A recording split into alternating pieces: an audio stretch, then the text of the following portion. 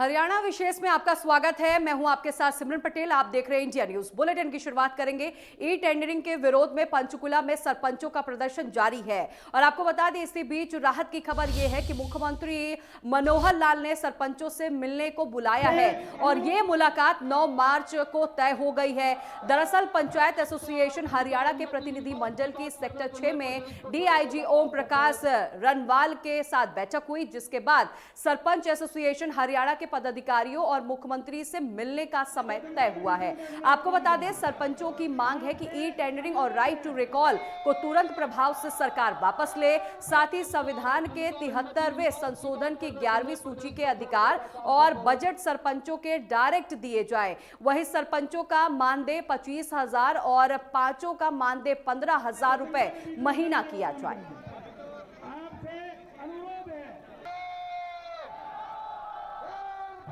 और अखंडता उन्नति विकास की बात करने के लिए प्रदेश को जोड़ने का काम करते रहे।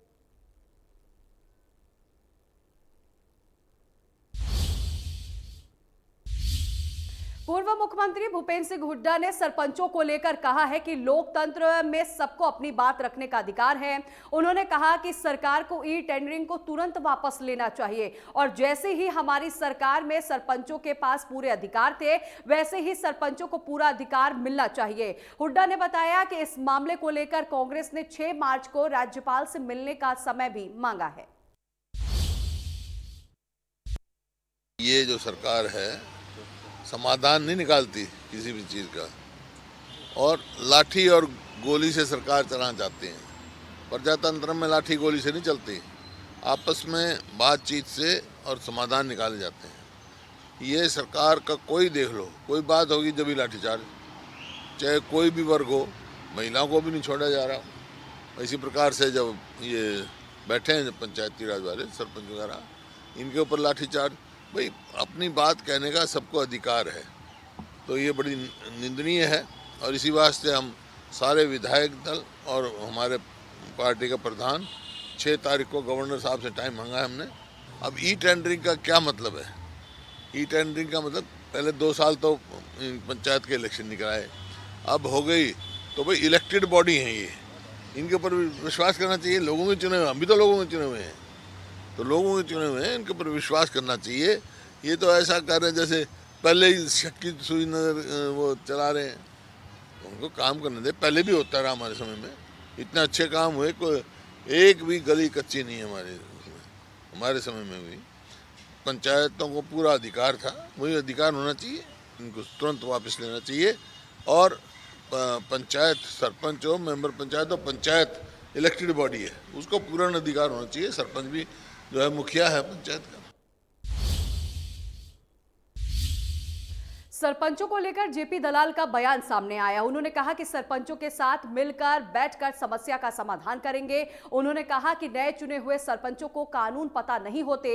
जेपी दलाल ने कहा ई टेंडरिंग में पावर सरपंचों की होती है तो वही जिम्मेदारी अधिकारियों की होती है। वहीं कृषि मंत्री जेपी दलाल ने विपक्ष को निशाने पर लेते हुए कहा कि विपक्ष हर चीज में सिर्फ अपना मुद्दा ढूंढता है। जेपी दलाल ने कहा कि लोकतंत्र में हर वर्ग को अपनी बात रखने का अधिकार है, लेकिन विपक्ष सिर्फ सत्ता की कुर्सी हथियाने की कोशिश कर रहा है, जिसमें वो कभी कामयाब नहीं होंगे। चाहे सरपंच हो, सरकार के नुमाइंदे हो, मंत्री हो, एमएलए हो, सबका ध्येय एक है कि जनता की सेवा करना। वो भी जनता की सेवक हैं, गांव का विकास कराना चाहते हैं। एमएलए एमपी पूरे प्रदेश का विकास या अपने क्षेत्र का विकास करना चाहते हैं। मिलजुल करके जो कुछ उनकी समस्याएं हैं उनका समाधान करेंगे। और मैं समझता हूं कि पहले वाली नीति में हजारों सरपंचों पर केस बन जाते थे, क्योंकि नए नए सरपंच बनते हैं, उनको कानून कायदे का नहीं पता होता। अब जो हमने यही कहा है कि सारी ताकत तो सरपंच के पास रहेगी, जिम्मेदारी जो है अधिकारियों की होगी। तो इस चीज को हम समझाएंगे, मिल बैठ करके फैसला करेंगे। बातचीत के लिए उनको बुलाया गया है, 9 तारीख को बुला रखा है। और दुर्भाग्य ये है कि हमारे यहाँ विपक्षी पार्टियां, जो हारे हुए लोग हैं, हर चीज में एक अवसर ढूंढते हैं। वो गांव में जाकर के लोगों की सेवा नहीं करते। वो कहीं से भी कोई वर्ग अपनी समस्या रखता है तो वो उसको वोट समझ के अवसर ढूंढते हैं, जबकि उनको परिणाम नहीं मिलते।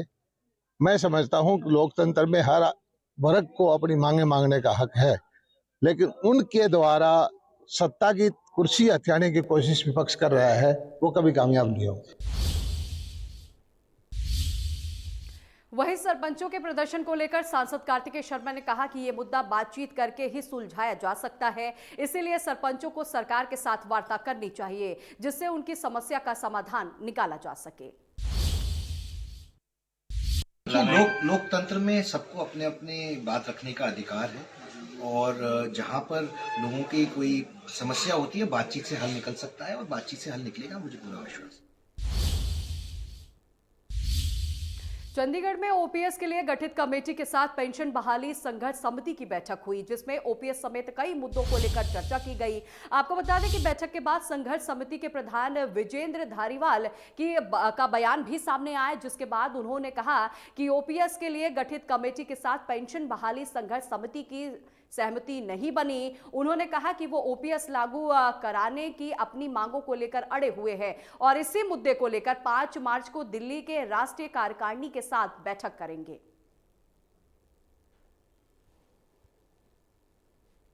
हमारी ये बैठक पहले से प्रस्तावित थी। सरकार ने 3 बड़े अधिकारियों की कमेटी गठित करी थी जिसमें चीफ सेक्रेटरी, फाइनेंस सेक्रेटरी और PS2 CM, उनके साथ हमारी आज लंबी चर्चा चली।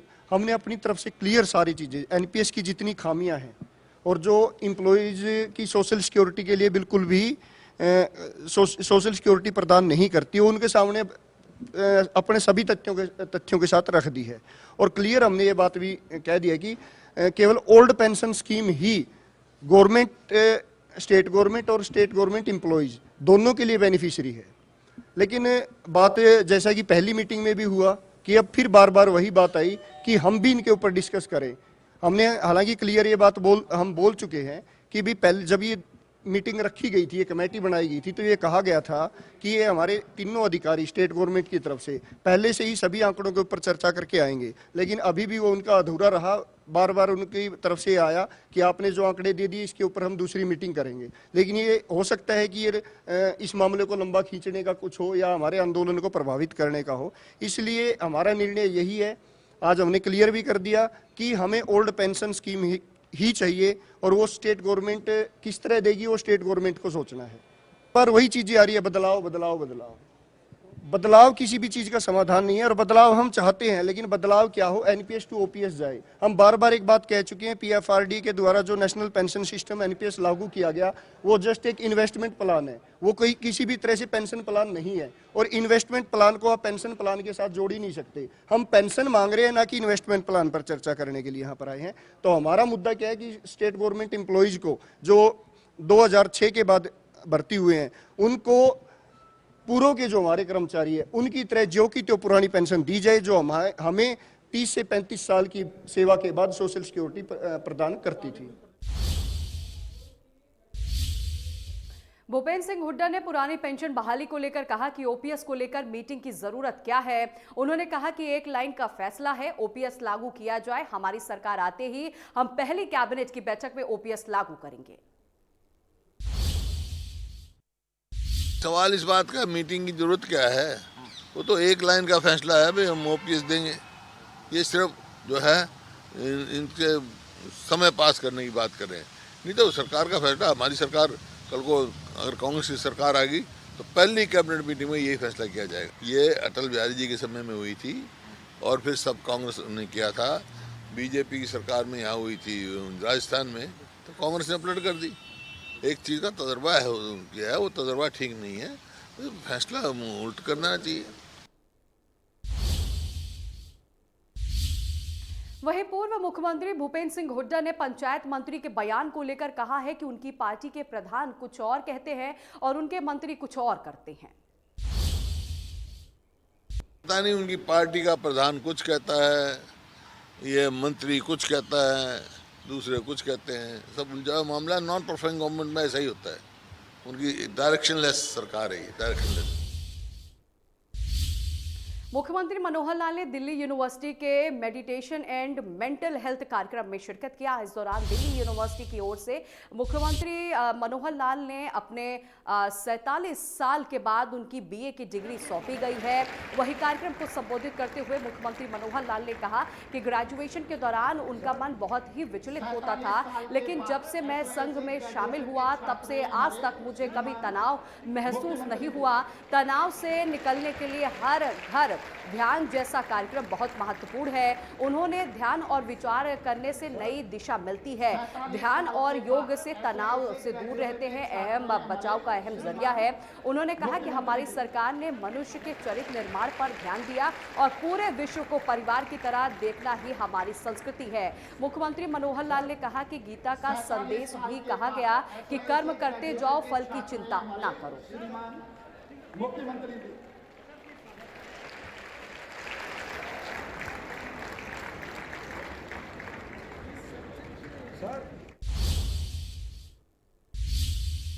पूर्वोत्तर राज्यों में बीजेपी की शानदार प्रदर्शन को लेकर गृह मंत्री अनिल विज ने प्रतिक्रिया देते हुए कहा कि बीजेपी ने तीनों राज्यों में जीत हासिल कर भगवा लहराया है। विज ने इस जीत का श्रेय प्रधानमंत्री नरेंद्र मोदी को दिया। वहीं विपक्ष पर तंज कसते हुए विज ने कहा कि कांग्रेस ने इतने सालों से पूर्वोत्तर राज्यों में विकास नहीं किया।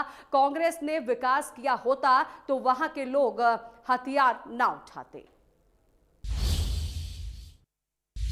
पूर्वोत्तर राज्यों में भारतीय जनता पार्टी को जो विजय मिली है नरेंद्र मोदी जी के मार्गदर्शन में, वो बहुत कुछ कहती है। ये क्षेत्र विकास से लंबे समय तक महरूम रहे। कांग्रेस का जब तक शासन रहा उन्होंने इन क्षेत्रों को बिल्कुल निगलेक्ट किया और कांग्रेस के लिए तो ऐसा लगता था कि जैसे भारत उनके लिए दिल्ली ही है, इससे बाहर वो विकास के लिए गए नहीं। अगर इन्होंने वहां पर विकास किया होता तो वहां के लोग कभी हथियार ना उठाते। अगर इन्होंने कभी ध्यान दिया होता तो उधर अलगाववाद, जो क्षेत्र हमारे लिए बहुत महत्वपूर्ण है क्योंकि उसकी सीमा चाइना के साथ लगती है, कभी भी वहाँ पर अलगाववाद की आवाज़ ना उठती। प्रधानमंत्री नरेंद्र मोदी जी ने आने के बाद पूर्वोत्तर क्षेत्र की ओर विशेष ध्यान दिया है। विकास के सारे मार्ग खोल दिया उन्होंने और बतौर प्रधानमंत्री लगभग 48 बार उस क्षेत्र में जा चुके हैं।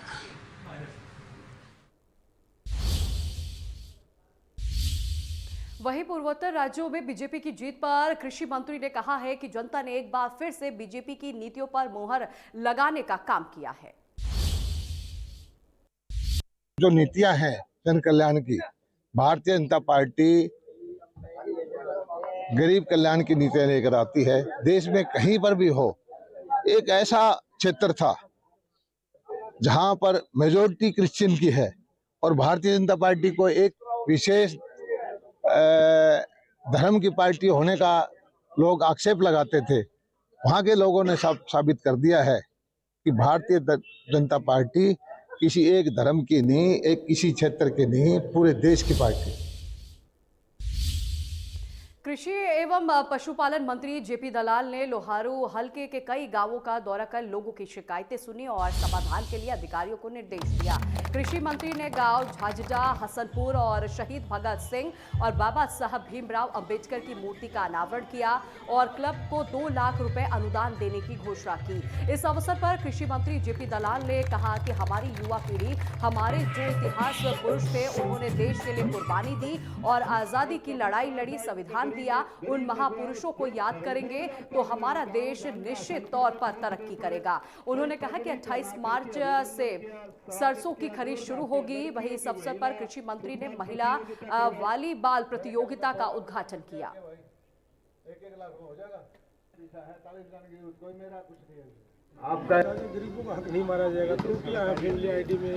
जहाँ भी हमने नीतियाँ बना करके काम किया है, गरीबों को सबसे बड़ी समस्या थी कि उनको इलाज में पैसे लग जाते थे, गरीब कर्जे में दब जाता था। 29 लाख परिवारों के हमने चिरायु कार्ड बनाए। इसकी भी हम 1,80,000 से और आगे सरकार जो है राशि लिमिट बढ़ाने की सोच रही है। इसी तरह से हमने लाखों पीले कार्ड बनवाए और इस प्रक्रिया के अंदर किसी का अगर गलत कट गया है तो उसको हम ठीक कराएंगे। गरीब का हक किसी को लेने नहीं देंगे। गरीबों की हमारी सरकार है, गरीब कल्याण के लिए समर्पित है, चाहे वो केंद्र सरकार हो, चाहे मनोहर लाल जी की सरकार हो। नीतियाँ बना करके हम गरीबों का जीवन दशा सुधारने का काम करें। 28 मार्च से सरसों की खरीद शुरू हो जाएगी। किसान भाइयों को चिंता करने की जरूरत नहीं है। तब तक अपनी फसल को काटो, सुखाओ और MSP पे हम खरीदेंगे। कैबिनेट मंत्री मूलचंद शर्मा ने बल्लभगढ़ के सेक्टर 23 में बनाए जाने वाले नए कॉलेज की जमीन का निरीक्षण किया। वहीं इस मौके पर मूलचंद शर्मा ने प्रदेश के मुख्यमंत्री मनोहर लाल का धन्यवाद करते हुए कहा कि उन्होंने बल्लभगढ़ में बेटियों के लिए कॉलेज देकर बहुत ही सराहनीय काम किया है। मुख्यमंत्री माननीय मुख्यमंत्री मनोहर लाल जी ने हमें एक साइड लिए, एक कॉलेज के लिए जगह ये एरिया हमको दिया है हायर एजुकेशन को 5.5 एकड़, और जिसमें इधर मान के 50 कॉलोनी 22, 23 मुझे 24, 25 संजय कॉलोनी, ये सारी जीवन नगर, यहाँ तक कोई कॉलेज नहीं है। और बहुत लोगों की डिमांड है कि लोग दूर दूर तक जाते हैं। सारा कॉलोनियों का सेक्टर का आबादी क्षेत्र है और यहाँ के लोगों की बहुत डिमांड है।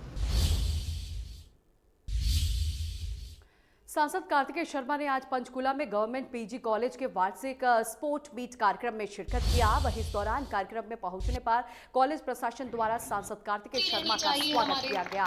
कार्तिकेय शर्मा ने कार्यक्रम के दौरान अलग अलग खेलों में बेहतरीन प्रदर्शन करने वाले युवा खिलाड़ियों को सम्मानित भी किया। वहीं इसके बाद सांसद कार्तिकेय शर्मा ने कार्यक्रम को संबोधित करते हुए युवाओं का हौसला बढ़ाया। उन्होंने कहा कि खेलों से युवाओं के अंदर अनुशासन और कड़े परिश्रम का जज्बा जागता है, जो कि आजकल की त्रुटियों और नशे और गलत चीजों से युवाओं को दूर रखने में काम करता है। सांसद कार्तिकेय शर्मा ने कहा कि हर युवा को अपने जीवन में सतत एक खेल को जोड़ना चाहिए। वहीं इससे वो टीम वर्क की भावना और अपने विकास के लिए प्रेरित रहेंगे। वहीं युवाओं को खेल के साथ साथ बदल रहे देश दुनिया के हिसाब से खुद को बदलने और विकसित करने की जरूरत है, ताकि वो खुद की ग्रोथ के साथ साथ देश के विकास और प्रदेश के विकास के योगदान दे सके। सांसद कार्तिकेय शर्मा ने कहा कि जिस भी मुकाम पर वो पहुंचे हैं उनके पीछे मेरे माता पिता का आशीर्वाद है और सभी से अपील है कि जीवन में चाहे जितनी भी तरक्की कर ले, जीवन में कोई भी मुकाम हासिल कर ले, पर अपने माता पिता को कभी नहीं भुलाइएगा। माता पिता तो हमेशा ईश्वर से भी ऊंचा दर्जा दे रखे हैं। आप जीवन में हमेशा सफलता पाएंगे। तो देखिए, दो तस्वीरें हम आपको दिखा रहे हैं। अब कार्तिकेय शर्मा पहुंचे हुए थे, खिलाड़ियों से भी उन्होंने मुलाकात किया है। इस दौरान खिलाड़ियों का जो हौसला है वो भी बढ़ा है। और देखिए, दूसरी तस्वीरों में हम दिखा रहे हैं जो खिलाड़ी हैं जो प्रथम आए हैं, उन खिलाड़ियों को कार्तिकेय शर्मा जो है सम्मानित करते हुए भी नजर आ रहे हैं। तो दो तस्वीरें आपके टीवी स्क्रीन पर हम आपको दिखा रहे हैं। बेहतरीन प्रदर्शन करने वाले युवा खिलाड़ियों का सम्मानित भी किया गया है। कार्तिकेय शर्मा द्वारा उन्हें सम्मानित किया गया है। Winning and losing is a part of life, but never lose courage and hope. Chanakya ने कहा था, मैदान से हारा हुआ फिर से जीत सकता है, परंतु मन से हारा हुआ कभी नहीं जीत सकता।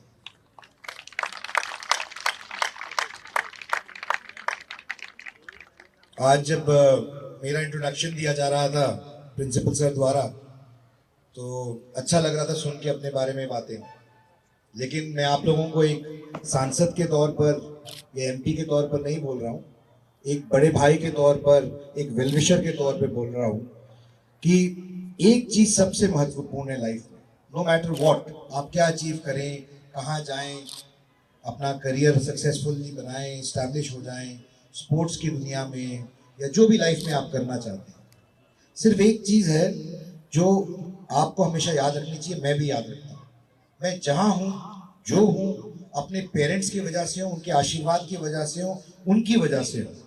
तो मैं आप लोगों से भी निवेदन करूँगा, आप छोटे हैं, आप लोगों से निवेदन करूँगा कि इस बात को याद रखिए, जितने मर्जी सक्सेसफुल हो जाएंगे लाइफ में, भगवान से भी पहले पेरेंट्स को वो दर्जा मिलना चाहिए, क्योंकि वो सेल्फलेसली आपको प्यार करते हैं, आपको बढ़ाते हैं, पाल पोस के बड़ा करते हैं, और उनकी एक ही इच्छा होती है कि आप सक्सेसफुल हो जाएं, लाइफ में सेटल हो जाएं, और कुछ नहीं चाहते। सोनीपत में इंडिया न्यूज हरियाणा की खबर का बड़ा असर देखने को मिला, जहां पर सैनिटरी नैपकिन की घटिया क्वालिटी के मामले में आखिरकार प्रशासन की ओर से एक्शन लिया गया है। प्रशासन ने नैपकिन के सैंपल टेस्टिंग को लेकर विभाग ने खत लिखकर नियम अनुसार यमुनानगर और गुरुग्राम में सैंपल जो है टेस्टिंग के लिए भेजा गया है। आपको बता दें, प्रशासन ने 5 स्कूलों में सैनिटरी नैपकिन के सैंपल लेने के निर्देश दिए हैं, जिसके बाद सैंपल की रिपोर्ट के आधार पर आरोपियों के खिलाफ कार्रवाई की जाएगी। आपको बता दें, इंडिया न्यूज हरियाणा ने स्कूलों में खराब सैनिटरी नैपकिन की खबर को प्रमुखता से दिखाया था, जिसके बाद प्रशासन हरकत में आते हुए जांच के आदेश जारी किए हैं।